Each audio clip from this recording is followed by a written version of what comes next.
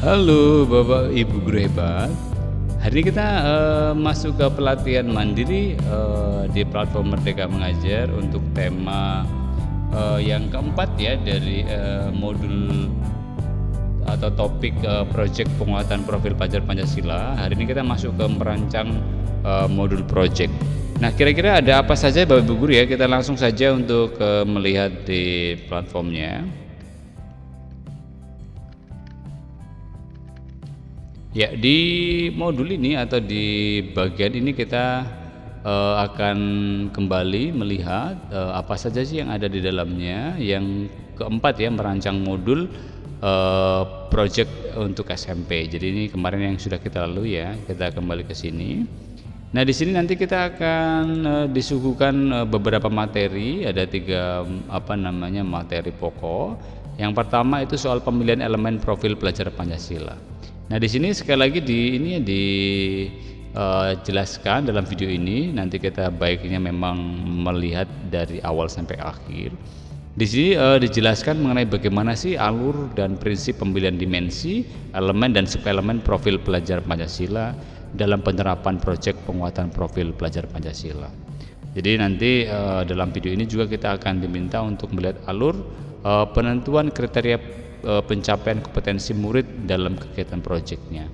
Jadi seperti sudah kita lihat beberapa waktu yang lalu soal ada dimensi, ada elemen, ada subelemen yang masing-masing dari fase PAUD sampai fase F itu memang memiliki dimensi atau memiliki elemen dan subelemen ketercapaian yang berbeda-beda. Nanti kita lihat lagi Bapak Ibu guru ya. Jadi dalam video ini silakan nanti disimak untuk pemilihan elemen-elemen tersebut.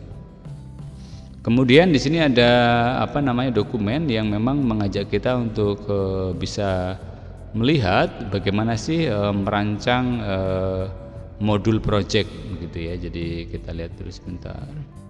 Nah, jadi nanti sesuai dengan pilihan Bapak Ibu guru ya. Nanti kalau misalkan SMP maka kita pilih yang SMP. Tadi merancang modul ya. Yang di sini ya, merancang modul project. Nah, di sini ada contoh, jadi merancang project A, project B. Nah, di sini diberikan contoh bagaimana sih kita menyusun atau merancang project. Di sini ada tahapannya Bapak Ibu guru ya. Jadi tahapan perancangan project yang pertama itu soal merancang alokasi waktu, dimensi profil pelajar Pancasila yang akan diangkat, kemudian membentuk tim fasilitasi proyek, kemudian mengidentifikasikan tingkat kesiapan satuan pendidikan, kemudian memilih tema umum, kemudian penentuan topik spesifik, kemudian merancang modul proyek. Ini yang kemudian menjadi tahapan-tahapannya Bapak Ibu guru ya, bisa kita lihat di sini. Kemudian setelah itu kita diminta untuk merefleksikan beberapa hal. Ini menyangkut soal hal apa yang dapat memudahkan Bapak Ibu untuk memilih elemen dan subelemen dimensi profil pelajar Pancasila. Ini saya melihat bahwa subelemen dan elemen ini akan sangat berkaitan dengan kondisi dan situasi satuan pendidikan. Jadi kita menganalisis dulu apa sih yang menjadi kebutuhan satuan pendidikan, sehingga memang dalam pemilihan elemen ini dan subelemen ini sungguh dapat sesuai dengan kebutuhan satuan pendidikan. Kemudian yang berikutnya adalah soal merancang rubrik asesmen ya, merancang rubrik asesmen project ini. Jadi di video ini kita diminta untuk melihat, kemudian menjelaskan mengenai ini ya, dijelaskan juga mengenai bagaimana sih membuat rubrik yang melibatkan penentuan indikator dan kedalaman deskripsi yang terukur dan terarah. Jadi video ini membantu kita untuk bagaimana sih kita mengenal lebih jauh cara membuat rubrik dalam proyek untuk melihat ketercapaian kompetensi murid. Kemudian berikutnya Bapak Ibu guru, kita seperti biasa juga diajak untuk bagaimana sih merancang rubrik asesmen ini. Kita masih diarahkan ke Google Drive yang sama, tapi ini lebih ke merancang ini ya, asesmen ya. Jadi nanti ada di merancang rubrik asesmen ini. Nah, di sini kita akan ditampilkan bagaimana sih alur asesmennya itu ya. Mulai di sini ada prasyarat, Pendidik perlu mempelajari dan memahami kesinambungan atau keberlanjutan dari matriks perkembangan dimensi yang sudah disediakan dalam dokumen profil pelajar Pancasila. Jadi kan sekali lagi setiap dimensi, kemarin kita sudah bicara soal dimensi-dimensi. Kemudian dalam dimensi itu ada elemen dan subelemen. Jadi di sini kita yang pertama itu menentukan tujuan pembelajarannya dulu sesuai dengan alur perkembangan dimensi. Kemudian kita merancang indikator, kemudian menyusun strategi asesmen, kemudian mengolah hasil asesmen dan bukti ketercapaian peserta didik untuk membuat inferasi atau kesimpulan mengenai pencapaian peserta didik terhadap satuan tujuan pembelajaran, kemudian menyusun rapor. Jadi ini menentukan ketercapaian murid kita mengenai dari fase awal, berkembang, mulai berkembang, kemudian sangat berkembang, dan mendeskripsikan catatan prosesnya dalam satu paragraf. Yang menjadi alur asesmen ya mengenai pelaksanaan profil pelajar Pancasila. Setelah itu kita akan diajak untuk berefleksi. Dalam refleksi ditanyakan soal, saat mempelajari materi ini saya menyadari satu hal yang baru. Ini yang saya coba sadari, bahwa perancang rubrik asesmen memang harus memperhitungkan capaian profil pelajar Pancasila yang akan kita capai. Tentunya kita akan bicara juga soal elemen-elemen yang ada di dalamnya. Demikian untuk yang merancang rubrik. Kemudian yang terakhir itu soal merancang modul project ya. Di sini kita diminta untuk menonton atau melihat video ini. Jadi di sini dalam video ini disampaikan soal asesmen diagnostik ya, atau asesmen awal pembelajaran ini yang sudah kita pernah pelajari juga asesmen ini. Nah, dalam merancang project ada beberapa komponen atau alur yang dapat kita jadikan pertimbangan untuk disesuaikan dengan konteks lokal satuan pendidikan. Nah, bagaimana rangkaian merencanakan atau memodifikasi modul project pada jenjang SMP khusus untuk tema suara demokrasi. Nah, nanti di sini akan dijelaskan bagaimana sih itu diterapkan, diaplikasikan, diimplementasikan di satuan pendidikan untuk fase D atau tingkat SMP. Kemudian di sini ada ada dokumen yang juga kita bisa baca, sama kita diarahkan ke Google Drive yang sama. Jadi nanti kita sampai kepada ini ya untuk merancang memodifikasi ya, di sini ada. Kemudian berikutnya kita akan diarahkan untuk ke video berikutnya. Kita akan bersama-sama melihat tentang bagaimana sih merancang modifikasi modul ajar Bhinneka Tunggal Ika. Nah, di sini dijadikan sebagai contoh bagaimana sih di project untuk jenjang SMP untuk tema Bhinneka Tunggal Ika. Nanti topiknya apa, dimensinya, elemen dan subelemen yang dapat diambil. Kemudian juga kita akan melihat bagaimana jenis dan instrumen asesmen yang digunakan. Kemudian nanti juga kita bisa melihat dalam video ini. Jadi modul project merupakan contoh, nanti boleh dimodifikasi dalam pelaksanaan sesuai dengan kebutuhan satuan pendidikan masing-masing.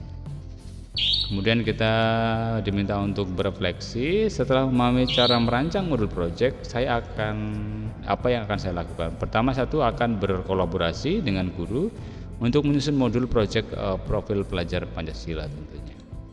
Singkat saja. Kemudian berikutnya kita seperti biasa akan disuguhkan dengan pretest untuk mengetes atau melihat pemahaman kita mengenai modul tentunya. Nah, kita akan langsung saja untuk ke tesnya, post testnya. Langsung saja kita kerjakan. Nah, kita akan lihat ada 5 pertanyaan di situ. Yang pertama, bagaimana peran project sebagai asesmen? Jadi A, project dapat memberikan pengalaman kepada murid. Dengan kegiatan project dapat terlihat ketercapaian perkembangan murid secara holistik, bukan hanya hasil akhir saja. Project menghubungkan murid dengan dunia nyata. Kemudian dalam project murid merasa memiliki penuh akan aktivitas yang dimilikinya. Saya kira ini sudah jawabannya, pertanyaan ini sudah pernah ditanyakan oleh Bu Guru kalau kita ingat di pembelajaran kita sebelumnya, yaitu mengenai project memang untuk mengetahui murid secara holistik ya, bukan hanya hasil akhir saja. Setiap pemangku kepentingan mempunyai peran penting untuk mendukung program pembelajaran proyek satuan murid, dan orang tua bukanlah satu pemangku kepentingan yang berpengaruh dalam proyek. Pertanyaan ini salah atau tidak? Ini juga pertanyaan ini sudah pernah kita bahas ya Bapak Ibu guru ya. Jadi tentu ini pernyataan yang keliru atau tidak benar ya, tidak salah. Kemudian ketika konsep ini sama ya pertanyaannya, untuk pertanyaan ini kayaknya udah pernah kita bahas deh. Ketika konsep pembelajaran berbasis proyek sudah dihadapi sebagian pendidik 50% dan pembelajaran berbasis proyek sudah terjadi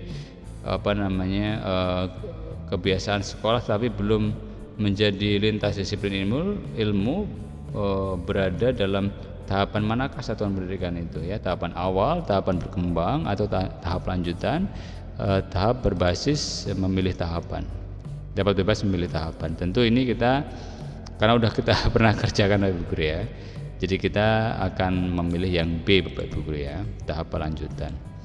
Bu Meske dan tim fasilitas proyek sedang merancang modul proyek. Ini kayaknya sudah deh, ini kayaknya kita salah PowerPoint ya, kita masuk ke pembelajaran 4 sebetulnya.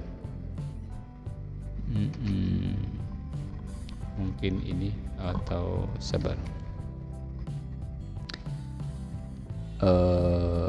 Betul ya kali ya. Iya betul, ini kayaknya merancang proyek deh. Sabar Bu Guru. Oke, yang merancang proyek modul tuh betul, berarti betul ini. Tapi kok kayaknya udah pernah kita kerjakan ya. Oke lah, kita lanjut saja.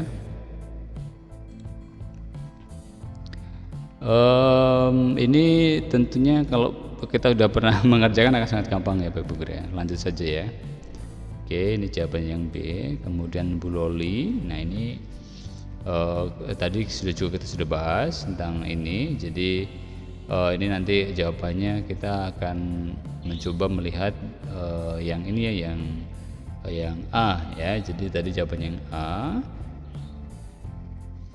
Jadi soal memilih gaya hidup, kemudian yang lain bisa diaplikasikan dalam kegiatan sehari-hari saat pembelajaran. Kemudian ini yang terakhir tadi ya, sudah dijawab.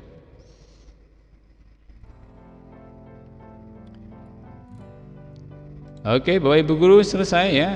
Kita sudah masuk ke topik keempat. Nanti kita akan lanjutkan untuk pembelajaran berikutnya di topik yang kelima, karena memang topik ini sangat banyak sampai 7 ya Bapak Ibu guru ya. Tetap semangat ya. Kita adalah pembelajar sepanjang hayat, jadi kita harus coba mengupdate diri terus menerus sampai akhir. Oke, demikian Bapak Ibu guru hebat. Sampai ketemu ya di pembelajaran mandiri kita berikutnya. Bye bye, God bless.